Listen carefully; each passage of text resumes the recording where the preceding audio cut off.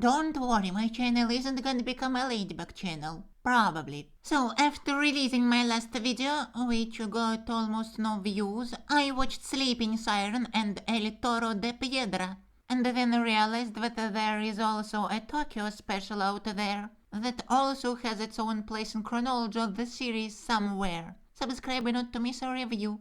I decided that I do not have a better idea other than to keep watching this season in this order. So with the release of Vampigami, several more episodes are available. The new saga keeps being better than the prequels. That's how I call the first 5 seasons. Hi everyone, that's Cartoon Scholar. Consider like and comment. An episode begins about the relationship between Kim and Ondine. My theory that Ray could turn out to be good is almost definitely false, as he is a jerk. Anyway, Ondine is upset that Kim doesn't kiss her, and at a certain point in the episode she yells at Kim that either he kisses her already, or I'm not sure what was the threat, but a threat was there.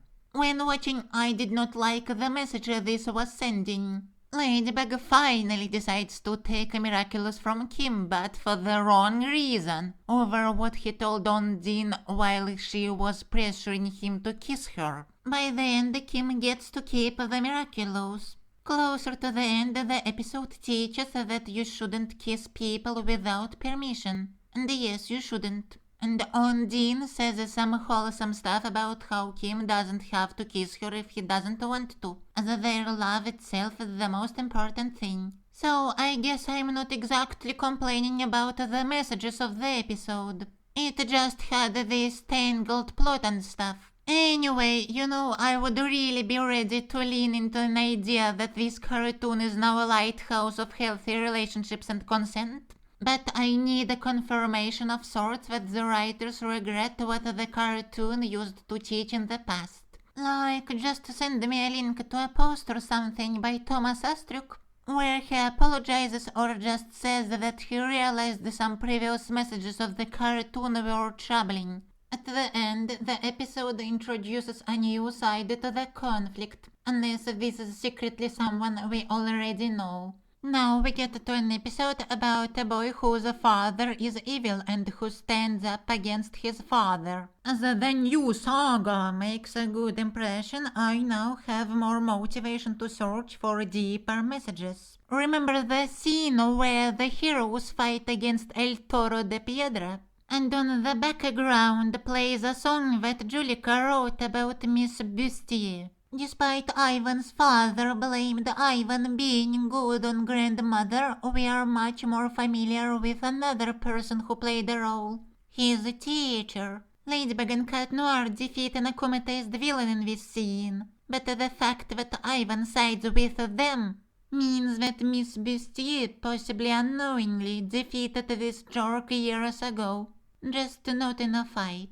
Speaking of supervillain parents, Marinette considers telling Adrian about his father having been the previous holder of the butterfly Miraculous. At the end, this episode also introduces a brand new side to the conflict. Wait, no, 2 sides. Plus, Nathalie's loyalty is probably divided between her again father and Ladybug. I wonder if the writers will manage to keep track of all of their storylines. But my hopes are up. It seems that the new saga won't be filler. Skip to the conclusion this time, Code, if you don't want me to tell you so early who is La Machine. If you haven't watched the previous saga, then you could only figure this out by comparing voices of all characters in the season to that of La Machine. Actually, a while ago I got a spoiler that there is some alliance of which Tomoe Tsurugi is a member that has something to do with the Miraculous. So here in the final scene, at first I was a bit disoriented, like dang it, a brand new unknown organization introduced to the story. And then I was like, it's just Tomoe and allies with a project called Perfect World. Oh no, that's Tomoe and the whole organization of allies with a project called Perfect World. When we first met Kagami's mother in the 3rd season, she seemed to be opposed to traditionalist sexism.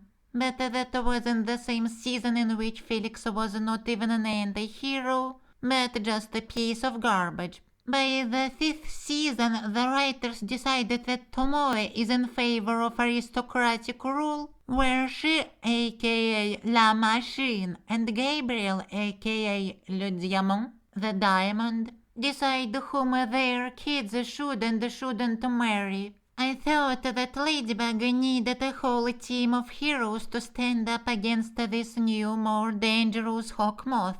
But this might not be all there is to her problems. Okay, gonna montage everything and then go watch the Tokyo special. As I said, this channel isn't really gonna become a Ladybug channel. I rewatched Hilda once again and might either make a video about the details I haven't noticed before, or continue my structural breakdown. Now that it seems like my videos don't get views regardless of what I review, I could as well come back to my probably favorite series. But also I need to start making videos that are not just reviews but instead focus on something specific. I have a couple of ideas for these. Consider like, comment and subscription. Goodbye everyone.